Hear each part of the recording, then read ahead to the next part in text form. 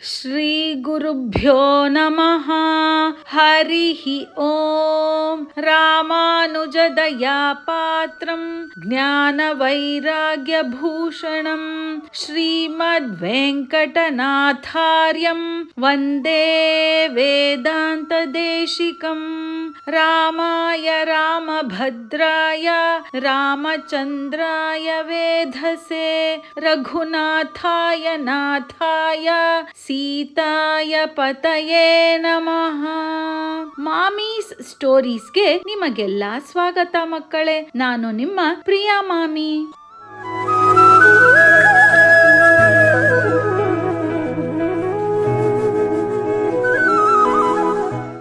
ಹೋದ ಸಲ ವಿಡಿಯೋದಲ್ಲಿ ನಾನು ಕೂಡ ನಿಮ್ಮ ಜೊತೆ ಕಾಡಿಗೆ ಬರುತ್ತೇನೆ ಅಂತ ಸೀತಾಮಾತೆ ಹಠ ಹಿಡಿದು ಕುಳಿತಿರುತ್ತಾಳೆ.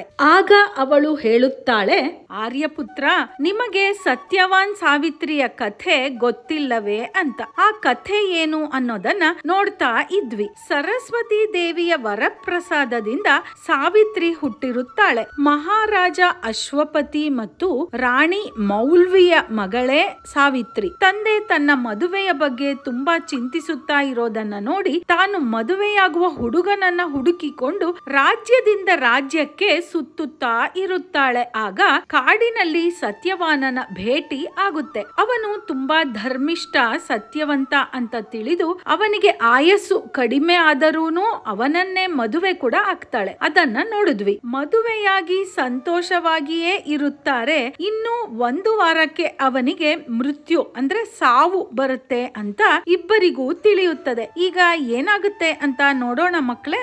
ಸತ್ಯವಾನ ತುಂಬಾ ಸುಸ್ತಾದ ಹಾಗೆ ಕಾಣಿಸ್ತಾ ಇದ್ದಾನೆ. ಮೈಯಲ್ಲಿ ಶಕ್ತಿಯೇ ಇಲ್ಲವೇನೋ ಅನ್ನುವ ಹಾಗೆ. ಆಗ ಸಾವಿತ್ರಿ ಗಂಡನಿಗೆ ಹೇಳ್ತಾಳೆ, ನೀವು ಯಾವುದಕ್ಕೂ ಚಿಂತಿಸಬೇಡಿ. ಈ ಪ್ರಪಂಚದ ಜನರು ಯಮನ ಶಕ್ತಿಯನ್ನ ನೋಡಿದ್ದಾರೆ, ಈ ಸಾವಿತ್ರಿಯ ಭಕ್ತಿಯನ್ನು ನೋಡಿಲ್ಲ. ಭಕ್ತಿಯ ಶಕ್ತಿ ಎಂತಹದ್ದು ಅಂತ ನಾನು ತೋರಿಸುತ್ತೇನೆ ಈ ಜಗತ್ತಿಗೆ. ಇವತ್ತೇ ನಾನು ನದಿಯ ದಡದಲ್ಲಿ ವಟವೃಕ್ಷದ ಕೆಳಗೆ ಕೂತು ತಪಸ್ಸನ್ನ ಶುರು ಮಾಡ್ತೇನೆ. ವಟವೃಕ್ಷ ಅಂದ್ರೆ ಆಲದ ಮರ, ಬ್ಯಾನಿಯನ್ ಟ್ರೀ. ಅನ್ನ ನೀರು ಎಲ್ಲವನ್ನ ತ್ಯಾಗ ಮಾಡಿ ಕಠೋರವಾಗಿ ಅಂದ್ರೆ ಕಷ್ಟವಾದ ತಪಸ್ಸನ್ನ ಮಾಡ್ತೇನೆ. ಯಮರಾಜನನ್ನು ಪ್ರಸನ್ನಗೊಳಿಸುತ್ತೇನೆ ಅಂದ್ರೆ ಸಂತೋಷ ಪಡಿಸುತ್ತೇನೆ ನನ್ನ ಭಕ್ತಿಯಿಂದ ಅಂತ. ಸರಿ, ಅವಳು ಹೇಳಿದ ಹಾಗೆ ವಟವೃಕ್ಷದ ಕೆಳಗೆ ತಪಸ್ಸು ಮಾಡಲು ಕುಳಿತೇ ಬಿಡುತ್ತಾಳೆ. ದೇವತೆಗಳೆಲ್ಲ ಇದರ ಬಗ್ಗೆಯೇ ಚರ್ಚೆ ಮಾಡುತ್ತಾರೆ. ಶಕ್ತಿಯೇ ಇಲ್ಲದ ಸತ್ಯವಾನ ಸಾವಿತ್ರಿಯ ಮಡಿಲಲ್ಲಿ ಬಂದು ಮಲಗಿಕೊಳ್ತಾನೆ. ಸಮಯಕ್ಕೆ ಸರಿಯಾಗಿ ಯಮರಾಜ ಬಂದೇ ಬಿಟ್ಟ. ಸತ್ಯವಾನ ಮರಣ ಹೊಂದಿಯೂ ಆಯ್ತು. ಅಂದ್ರೆ ಮಕ್ಕಳೇ, ಸತ್ತೇ ಹೋದ. ಅವಳು ಮಾತ್ರ ತಪಸ್ಸು ಮಾಡ್ತಾನೆ ಇದ್ದಾಳೆ. ಯಮರಾಜ ಸತ್ಯವಾನನ ಪ್ರಾಣ ತೆಗೆದುಕೊಂಡು ಹೋಗ್ತಾ ಇದ್ದಾನೆ. ಅವಳ ತಪಸ್ಸನ್ನು ನೋಡಿ ಹಾಗೆಯೇ ನಿಲ್ಲುತ್ತಾನೆ. ಎಲ್ಲರೂ ಒಂದಲ್ಲ ಒಂದು ದಿನ ಸಾಯಲೇಬೇಕು. ನಿನ್ನ ಗಂಡನ ಆತ್ಮವನ್ನು ತೆಗೆದುಕೊಂಡು ಹೋಗುತ್ತಿದ್ದೇನೆ. ನಿನ್ನ ತಪಸ್ಸಿನಿಂದ ನನಗೆ ಸಂತೋಷವಾಗಿದೆ. ಏನು ವರ ಬೇಕೋ ಕೇಳಿಕೋ ಅಂತಾನೆ. ನನ್ನ ಗಂಡನನ್ನು ನನ್ನಿಂದ ಕಿತ್ತುಕೊಂಡು ಬಿಟ್ಟಿದ್ದೀಯ. ನಾನು ಹೇಗೆ ಬದುಕಿರಲಿ? ನನ್ನ ತಪಸ್ಸಿನಿಂದ ನಿನಗೆ ಸಂತೋಷವಾಗಿದ್ದರೆ ನಾನು 3 ವರಗಳನ್ನ ಕೇಳಿಕೊಳ್ತೇನೆ. ಅದನ್ನ ಕರುಣಿಸು ದೇವ ಅಂತ ಕೇಳಿಕೊಳ್ತಾಳೆ ಸಾವಿತ್ರಿ. ಆಯಿತು, ನಿನ್ನ ಗಂಡನ ಪ್ರಾಣವನ್ನು ಬಿಟ್ಟು ಇನ್ನು ಏನು ಬೇಕಾದರೂ ಕೇಳಿಕೋ, ವರವನ್ನು ಕೊಡುತ್ತೇನೆ ಅಂತ ಹೇಳುತ್ತಾನೆ ಯಮರಾಜ. ಮೊದಲನೆಯ ವರವಾಗಿ ತನ್ನ ಮಾವನವರಿಗೆ ಕಣ್ಣುಗಳು ಬರಬೇಕು ಅಂತ ಕೇಳಿಕೊಳ್ತಾಳೆ. ಎಂತಹ ನಿಸ್ವಾರ್ಥ ಜೀವಿ ಅವಳು. ತನ್ನ ಸ್ವಂತ ಬಯಕೆ ಮಾತ್ರ ಅಲ್ಲ, ಮನೆಯಲ್ಲಿ ಎಲ್ಲರೂ ಚೆನ್ನಾಗಿರಬೇಕು ಅನ್ನುವ ಅವಳ ನಿಷ್ಕಲ್ಮಶ ಭಾವನೆ ಎಷ್ಟು ದೊಡ್ಡದು ಅಲ್ವೇ ಮಕ್ಕಳೇ? ನಿಷ್ಕಲ್ಮಶ ಅಂದ್ರೆ ಸೆಲ್ಫ್ಲೆಸ್ ಆರ್ ಡಿಸೈರ್ಲೆಸ್ ಅಂತ ಮಕ್ಕಳೇ. ಅದಕ್ಕೆ ಅವಳು ತನ್ನ ಮಾವನವರಿಗೆ ಕಣ್ಣುಗಳು ಬರಬೇಕು ಅಂತ ಆಸೆ ಪಡುತ್ತಾ ಇದ್ದಾಳೆ ಮೊದಲು. ಎರಡನೆಯ ವರವಾಗಿ ಅವರು ಕಳೆದುಕೊಂಡಿರುವ ರಾಜ್ಯವನ್ನು ತಿರುಗಿ ಕೊಡಿಸಿ ಅಂತ ಕೇಳಿಕೊಳ್ಳುತ್ತಾಳೆ ಕೇಳುತ್ತಾಳೆ ಯಮರಾಜನನ್ನ. ಮೂರನೆಯ ವರವಾಗಿ ನಾನು 100 ಮಕ್ಕಳ ತಾಯಿಯಾಗುವ ಹಾಗೆ ವರದಾನ ಕೊಡಿ ಅಂತ ಕೇಳಿಕೊಳ್ತಾಳೆ. ಇದೇ ನನ್ನ 3 ಬೇಡಿಕೆಗಳು ಅಂತ ಹೇಳ್ತಾಳೆ. ಆಗ ಯಮರಾಜ ಹೇಳ್ತಾನೆ, ನಿನ್ನ ಮೊದಲನೆಯ ಮತ್ತು 2ನೆಯ ವರವನ್ನ ನಾನು ಈಗಲೇ ಕೊಡುತ್ತೇನೆ, ಆದರೆ 3ನೆಯ ವರವನ್ನು ನಾನು ಕೊಡಲು ಸಾಧ್ಯವಿಲ್ಲ. ನಿನ್ನ ಗಂಡನನ್ನು ನಾನು ಕರೆದುಕೊಂಡು ಹೋದ ಮೇಲೆ ನಿನಗೆ ಪುತ್ರ ಭಾಗ್ಯ ಅಂದ್ರೆ ಮಕ್ಕಳು ಆಗೋದಕ್ಕೆ ಹೇಗೆ ಸಾಧ್ಯ, ಅದೆಲ್ಲ ಆಗೋದಿಲ್ಲ ಅಂತ ಹೇಳ್ತಾನೆ. ಅದಕ್ಕೆ ಅವಳು ಜಾಣತನದಿಂದ ಹೇಳ್ತಾಳೆ, ದೇವತೆಗಳು ಕೊಟ್ಟ ಮಾತನ್ನ ಯಾವತ್ತೂ ತಪ್ಪುವುದಿಲ್ಲ. ನೀವು ನನಗೆ 3 ವರಗಳನ್ನ ಕೊಟ್ಟೇ ಕೊಡ್ತೀನಿ ಅಂತ ಹೇಳಿದ ಮೇಲೆ ಈಗ ಆಗೋದಿಲ್ಲ ಅಂತ ಹೇಳಿದರೆ ಹೇಗೆ? ನೀವು ದೇವತೆಗಳು ಸತ್ಯವಂತರು ತಾನೆ ಅನ್ನುತ್ತಾಳೆ ಸಾವಿತ್ರಿ. ನೀವು ನನ್ನ ಗಂಡನಿಗೆ ಜೀವದಾನ ಕೊಡುವುದಿಲ್ಲ ಅನ್ನುವುದಾದರೆ ನಾನು ಕೂಡ ನಿಮ್ಮ ಯಮಲೋಕಕ್ಕೆ ಬಂದು ಬಿಡುತ್ತೇನೆ, ನನ್ನನ್ನು ಕರೆದುಕೊಂಡು ಹೋಗಿ ಅನ್ನುತ್ತಾಳೆ ಸಾವಿತ್ರಿ. ಈಗ ಯಮರಾಜ ಯೋಚನೆ ಮಾಡ್ತಾನೆ, ಇವಳ ಆಯಸ್ಸು ಇನ್ನೂ ಮುಗಿದಿಲ್ಲ, ಇವಳನ್ನು ಹೇಗೆ ಕರೆದುಕೊಂಡು ಹೋಗಲು ಸಾಧ್ಯ?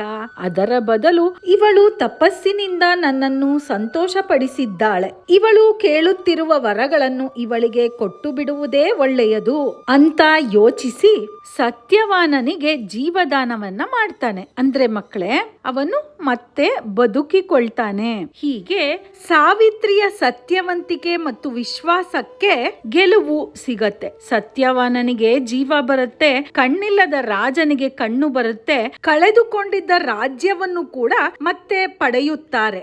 ಈಗ ಅವಳಿಗೆ ಎಲ್ಲ ತರಹದ ಸುಖ, ಸಂತೋಷ, ವೈಭವ ಎಲ್ಲವೂ ಸಿಕ್ಕಂತೆ ಆಯಿತು. ಗಂಡನು ಬದುಕಿಕೊಂಡ. ತನ್ನ ಸತ್ಯವಂತಿಕೆ, ಪತಿಭಕ್ತಿ, ದೈವಭಕ್ತಿ ಇವುಗಳಿಂದ ಎಲ್ಲವನ್ನೂ ಮರಳಿ ಪಡೆದುಕೊಂಡಳು ಸಾವಿತ್ರಿ. ಸತ್ಯವಾದ ದಾರಿಯಲ್ಲಿ ನಡೆದರೆ ಎಲ್ಲವನ್ನೂ ಗಳಿಸುವ ಶಕ್ತಿ ಬರುತ್ತದೆ ಅಂತ ಇದರಿಂದ ತೋರಿಸಿಕೊಟ್ಟಿದ್ದಾಳೆ ಸಾವಿತ್ರಿ. ಇದನ್ನೇ ಸೀತಾ ಮಾತೆ ರಾಮನಿಗೆ ಹೇಳುತ್ತಾ ಇದ್ದಾಳೆ.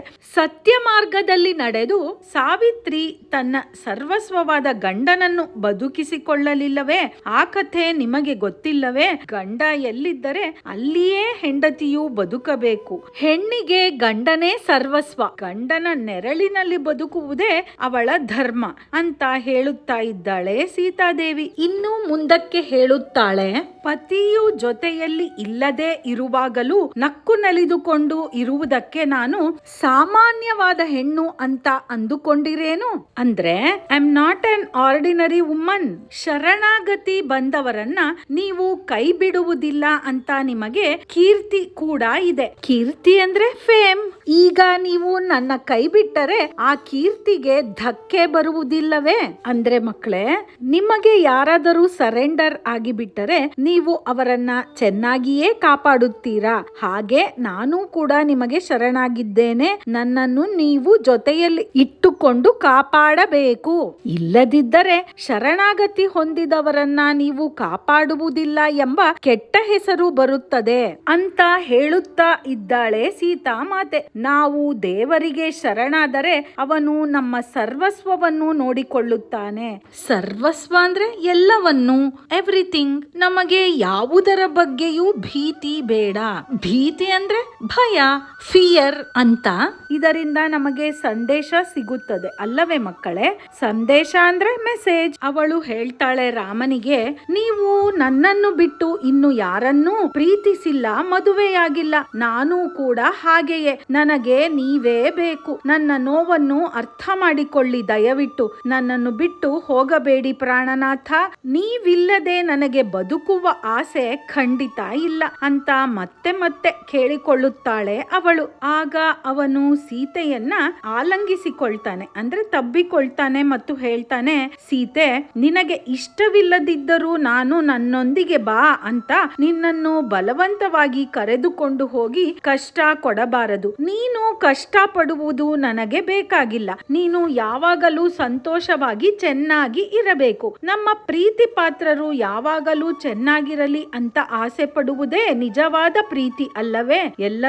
ಎಲ್ಲವನ್ನೂ ರಕ್ಷಿಸುವ ನಾನು ನಿನ್ನನ್ನು ರಕ್ಷಿಸಲು ನನ್ನಿಂದ ಆಗುವುದಿಲ್ಲವೇ? ನೀನು ಇಲ್ಲದ ಸ್ವರ್ಗ ನನಗೂ ಬೇಡ. ನೀನು ಹುಟ್ಟಿರುವುದೇ ನನಗಾಗಿ. ನಿನ್ನನ್ನು ನಾನು ಬಿಟ್ಟು ಹೋಗುವುದಿಲ್ಲ. ನಿನ್ನನ್ನು ನನ್ನ ಕೈಯಲ್ಲಿಟ್ಟ ನಿನ್ನ ತಂದೆ ಇಯಂ ಸೀತಾ ಸಹಧರ್ಮಚರಿ ತವ ಎಂದಿದ್ದರು ಅಲ್ಲವೇ. ಅಂದರೆ ಇವಳೇ ಸೀತಾ ನಿನ್ನ ಸಹಧರ್ಮಚಾರಿಣಿ ಅಂತ. ನಿನ್ನ ಧರ್ಮದ ದಾರಿಯಲ್ಲಿ ನನ್ನ ಮಗಳು ಸೀತಾ ಕೂಡ ನಿನ್ನ ಜೊತೆ ಇರುತ್ತಾಳೆ ಅಂತ ಹೇಳಿದ್ದರು. ಹಾಗೆಯೇ ನೀನು ಕೂಡ ನನ್ನ ಧರ್ಮದ ದಾರಿಯಲ್ಲಿಯೇ ನಡೆ. ನೀನು ಹುಟ್ಟಿದ ಮನೆಗೂ ಸೇರಿದ ಮನೆಗೂ ಕೀರ್ತಿ ತರುವಂತಹ ಹೆಣ್ಣು. ಅಂದರೆ ಮಕ್ಕಳೇ, ತವರು ಮನೆಗೂ ಗಂಡನ ಮನೆಗೂ ಒಳ್ಳೆಯ ಹೆಸರನ್ನು ತರುವಂತಹ ಹೆಣ್ಣು ಅಂತ. ಇವರಿಬ್ಬರ ಮಾತುಗಳಿಂದ ನಮಗೆ ಚೆನ್ನಾಗಿ ಅರ್ಥವಾಗುತ್ತದೆ. ನಾವು ಯಾರನ್ನಾದರೂ ಇಷ್ಟಪಟ್ಟರೆ ಅವರು ಚೆನ್ನಾಗಿರಲಿ ಅಂತ ಬಯಸಬೇಕು. ಹೆಂಡತಿ ಚೆನ್ನಾಗಿರಲಿ ಅಂತ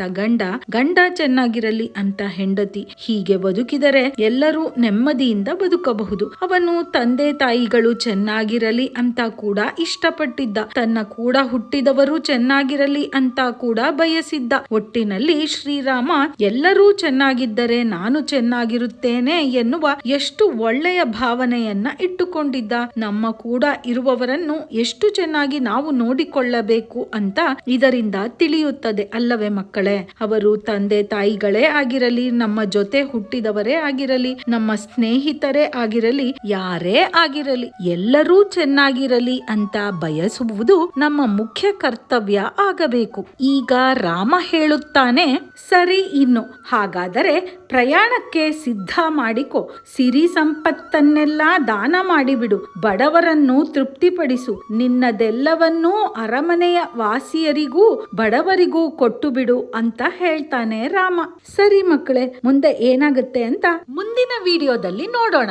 ನಾವು ರಸಪ್ರಶ್ನೆಯನ್ನು ನೋಡೋದಕ್ಕೆ ಮುಂಚೆ ಜೈ ಶ್ರೀರಾಮ್ ಅಂತ ಎಲ್ಲರೂ ಕಮೆಂಟ್ ಮಾಡಿ ಅಂತ ಕೇಳಿಕೊಳ್ಳುತ್ತೇನೆ ಕೇಳುಗರೆ. ಹಾಗೆಯೇ ಈ ಶ್ರೀರಾಮನ ವಿಡಿಯೋವನ್ನು ಎಲ್ಲರಿಗೂ ಶೇರ್ ಮಾಡೋದಂತೂ ಮರಿಲೇಬೇಡಿ. ನೀವಿನ್ನೂ ಸಬ್ಸ್ಕ್ರೈಬ್ ಮಾಡ್ಕೊಂಡಿಲ್ಲ ಅಂದ್ರೆ ಈಗಲೇ ಸಬ್ಸ್ಕ್ರೈಬ್ ಮಾಡ್ಕೊಂಡು ಬೆಲ್ ಬಟನ್ ಕೂಡ ಒತ್ತಿ. ಆಗ ನಮ್ಮ ವಿಡಿಯೋಗಳ ನೋಟಿಫಿಕೇಶನ್ ನಿಮಗೆ ಸಿಗತ್ತೆ. ಆಗ ನಮ್ಮ ಯಾವುದೇ ವಿಡಿಯೋಗಳು ನಿಮಗೆ ಮಿಸ್ ಆಗೋದೇ ಇಲ್ಲ. ಬನ್ನಿ ಮಕ್ಕಳೇ, ಹಾಗಾದ್ರೆ ನಾವು ರಸಪ್ರಶ್ನೆಯನ್ನ ನೋಡೋಣ. ಪ್ರಶ್ನೆ 1. ಸತ್ಯವಾನ್ ಸಾವಿತ್ರಿಯ ಕಥೆಯನ್ನು ನಿಮ್ಮ ಹಿರಿಯರಿಗೆ ಹೇಳಿ ಮಕ್ಕಳೇ. ಪ್ರಶ್ನೆ 2. ಸೀತೆ ರಾಮನಿಗೆ ನಾನು ಕೂಡ ಕಾಡಿಗೆ ಬರುತ್ತೇನೆ ಅಂತ ಯಾವ ಮಾತುಗಳಿಂದ ಹೇಳುತ್ತಾಳೆ. ಪ್ರಶ್ನೆ 3. ಕೊನೆಯಲ್ಲಿ ರಾಮ ಸೀತೆಗೆ ಏನು ಹೇಳುತ್ತಾನೆ ಮಕ್ಕಳೇ. ಈ ಪ್ರಶ್ನೆಗಳಿಗೆಲ್ಲ ನಿಮಗೆ ಉತ್ತರ ಗೊತ್ತೇ ಇದೆ. ಗೊತ್ತಿಲ್ಲ ಅಂದ್ರೆ ಏನ್ ಮಾಡ್ಬೇಕು, ಇನ್ನೊಂದ್ಸಲ ಕಥೆಗಳನ್ನ ಕೇಳಿಸ್ಕೊಂಡು ಉತ್ತರ ಕೊಟ್ರೆ ಆಯ್ತು. ಹಾಗಾದ್ರೆ ನಾನು ನಿಮಗೆ ಮುಂದಿನ ವಿಡಿಯೋದಲ್ಲಿ ಸಿಗ್ತೀನಿ ಮಕ್ಕಳೇ. ಜೈ ಸಿಯಾರಾಮ್. ಸರ್ವೇ ಜನಾಃ ಸುಖಿನೋ ಭವಂತು.